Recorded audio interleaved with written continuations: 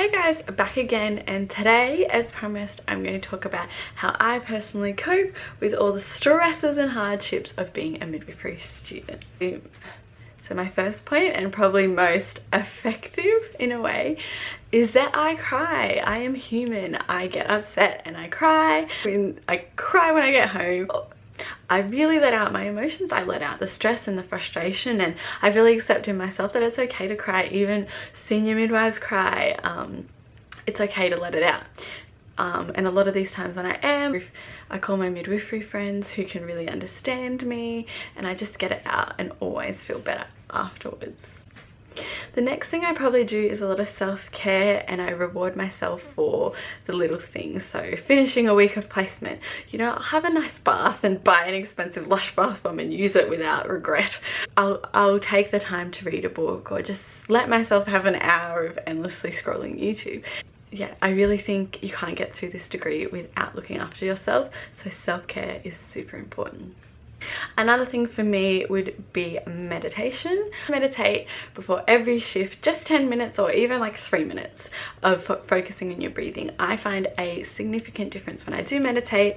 It just really centers me and calms me before a shift. I use the Headspace app, which is $150 for a year. I'm not plugging it or anything. That's just what makes me do it, because I paid so much for it. But you can definitely find like little meditations on YouTube or free apps that you can use before a shift. I promise you, just try it for a week and you will notice the difference.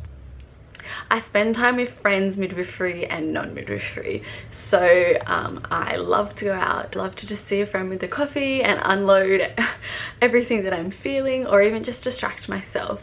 I think it's so important to have passions outside of midwifery, because when I started in first year, my whole life was midwifery. So when things weren't going right in placement or uni, it was as if my world was ending. Whereas now, because I've got interests everywhere, it's like, okay, I might not be having a good day with midwifery, but I just smashed an awesome workout, or I just drew a great picture. I just nailed a song that I've been trying to learn. It is making sure that you do kind of water other areas of your life too. Don't put all your eggs in the same basket, as they say. So going on to that, exercise for me has been a massive thing to give me more energy, but also release that stress. And it's also helped me a lot just because midwifery is such a physical job. I found building my muscles in terms of like labor and birth and moving women, and also correct lifting, and just learning more about my body has allowed me to be safer as a midwife and be more effective. So I would definitely recommend exercise. It can be a 10-minute workout. A lot of the times my exercise is going for an hour walk with my friends. It's like multitasking. So I think just trying to fit in a little bit of that can be very helpful in self-care and coping with the stress.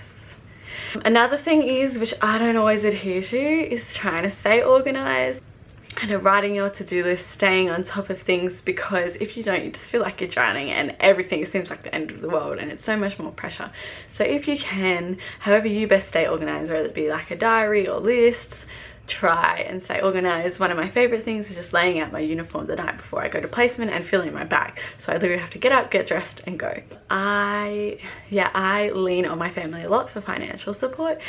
I'm very fortunate to have parents who are willing to support me through my university degree. So, you know, I don't want to stand here and be like, oh, it's the easiest thing. Because I understand that for people who need to earn an income and are independent, it can be really challenging. See what your financial options are. Like, just really do research and see what you can get, because it's definitely financially taxing, this degree, because you have to give a lot of your time for nothing in return. And my biggest thing is probably not taking on too much. Always in the holidays, when the work roster comes out for the next month and I'm back on placement, I'm like, yeah, I can do a week of placement and work both days on the weekend, because at that point I'm feeling great. But sometimes you do have to cancel shifts, or you do have to say no to friends.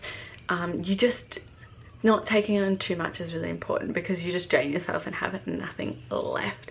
At uni, we were very fortunate enough to have this kind of Zen mindfulness guy come in and talk to us, and he kind of said, like, you're a boat and like the water is your resilience, and at the bottom there's rocks, which is like when things get hard. And he said, if you don't keep building up your resilience and and like your joy and your happiness, the water goes down and you're scraping on the rocks. So I think it's very much to do what you need to do to kind of keep your water filled up and yourself feeling good, so you can spill over and make other people feel good too.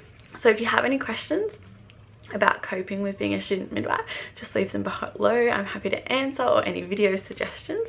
But thanks for watching, guys, and I'll see you next time.